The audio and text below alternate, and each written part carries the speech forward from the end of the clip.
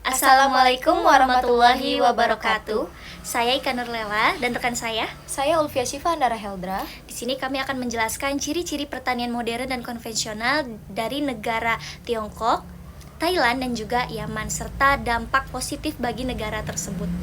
Baik, yang pertama yaitu ciri-ciri pertanian modern dan konvensional yang ada di Tiongkok atau di negara maju. Untuk pertanian modern di Tiongkok sendiri sangat berkembang pesat, di mana dalam penerapan teknologi ini sistem pertaniannya sudah terintegrasi. Jadi hampir seluruh di Tiongkok itu sudah menggunakan pertanian modern. Di mana ciri utamanya yaitu penggunaan teknologi seperti sensor tanah, drone untuk pemetaan lahan, dan juga aplikasi berbasis teknologi dalam melakukan pertaniannya. Lalu untuk negara Thailand, yaitu negara berkembang, di Thailand sendiri masih menganut sebagian pertanian konvensional dan juga sebagian pertanian modern yang dilakukan untuk mengadopsi teknologi pertanian modern secara bertahap, terutama di sektor perkebunan dan hortikultura. Penggunaan pupuk dan pestisida lebih terkontrol dibandingkan negara tertinggal, dan mekanisasi mulai diperkenalkan di lahan-lahan lebih luas. Pertanian modern di Thailand ditandai dengan peningkatan penggunaan irigasi, benih unggul, dan teknik budaya yang lebih efisien. Selanjutnya yaitu ada di negara Yaman atau negara yang tertinggal.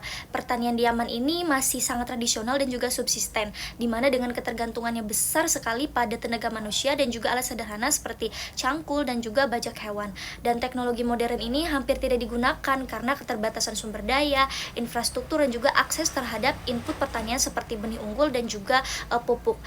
Dan produksi pertanian di sini juga sangat rendah dan rentan terhadap perubahan iklim serta bencana seperti kekeringan, sehingga pertanian konvensional di Yaman masih mengandalkan pola tanam tradisional yang sederhana dan juga penggunaan air yang minim.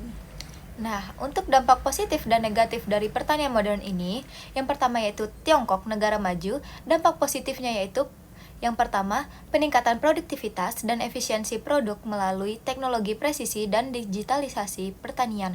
Yang kedua yaitu pengurangan serangan hama dan penyakit berkat sistem pemantauan cerdas dan pengelolaan terpadu. Yang ketiga itu peningkatan pendapatan dan ketahanan pangan nasional melalui diversifikasi produk.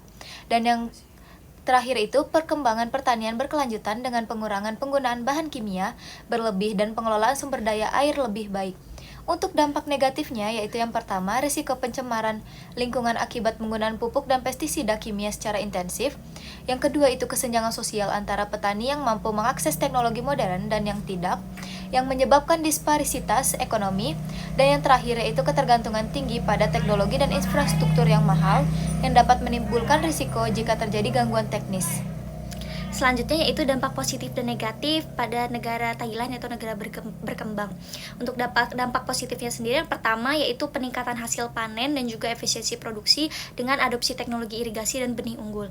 Lalu peningkatan pendapatan petani dan juga akses pasar yang lebih luas. Dan yang ketiga itu pengurangan risiko gagal panen akibat cuaca melalui manajemen budidaya yang lebih baik.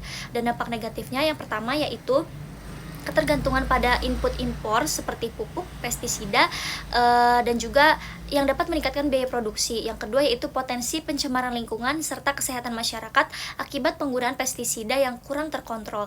Dan yang terakhir yaitu kesenjangan teknologi antara petani besar dan juga petani kecil yang dapat memperlebar ketimpangan sosial. Yang selanjutnya yaitu Yaman, negara tertinggal. Dampak positifnya yaitu pengenalan teknologi sederhana seperti irigasi tetes dan benih unggul dapat meningkatkan produktivitas secara signifikan meskipun masih terbatas. Yang kedua yaitu potensi peningkatan ketahanan pangan dan pengurangan kerawanan pangan jika teknologi modern diterapkan dengan dukungan yang memadai. Selanjutnya dampak negatifnya itu yang pertama, keterbatasan sumber daya dan juga infrastruktur menyebabkan sulitnya penerapan pertanian modern secara menyeluruh. Lalu risiko memperlebar kesenjangan sosial antara petani yang dapat mengakses teknologi dan juga yang tidak. Dan yang terakhir yaitu potensi kegagalan investasi teknologi jika tidak didukung oleh pelatihan dan juga sistem pendukung yang memadai. Mungkin hanya itu yang dapat kami sampaikan. Semoga bermanfaat. Kurang lebihnya mohon maaf. Kami akhiri.